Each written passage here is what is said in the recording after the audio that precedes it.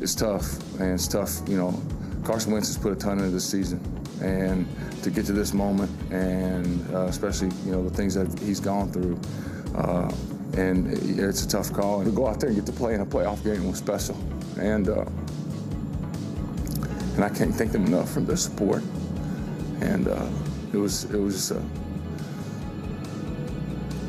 a heck of a ride. I left it all out there. I know that much. Josh McCown is awesome, and he had comments like that when he went on injured reserve last year about his teammates and how much he missed. And he lets it all out there. He does. 40 years old, had never played in a playoff game in his career. And the reason he got to play is the subject of significant controversy and angst by Eagles fans. The hit from Jadeveon Clowney that knocked Carson Wentz out of the game, which what ultimately was diagnosed as a concussion. Look, is it a dirty play? I don't know. Carson Wentz becomes a runner, and Jadeveon Clowney just drops the, look, should it have been flagged? You lower your helmet to initiate contact, and you initiate contact. That's the rule, and that's what he did. Lowered his helmet to initiate contact and initiated contact. It should have been a foul.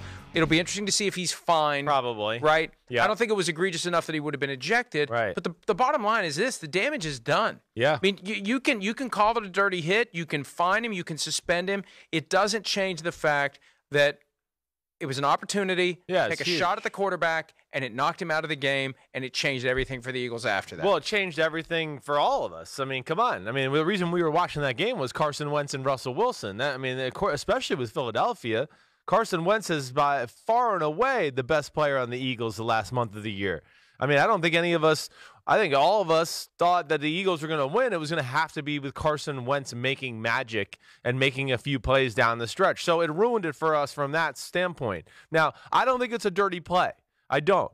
Do I think it should be penalized? Do I think he should be fined? Okay, maybe. But I think what he's doing is I think this is just a guy that's playing to the whistle, playing really physical, and he's trying to make the quarterback pay for running with the ball. And that's the thing. Would he have tackled a running back like that?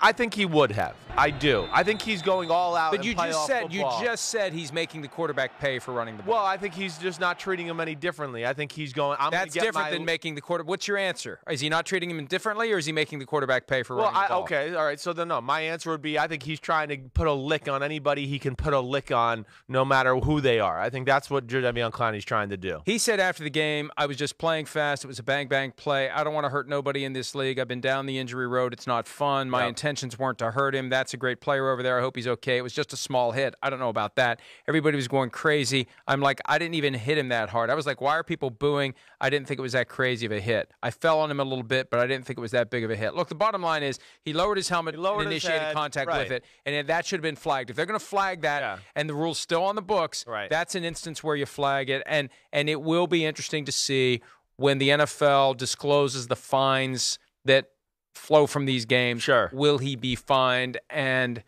I have a feeling he will be. I think he will be too. I will be. It's one of those, though, where I look at it and I go, if I'm on the Eagles, yeah, I'm disappointed and I'm probably going, it's a little dirty.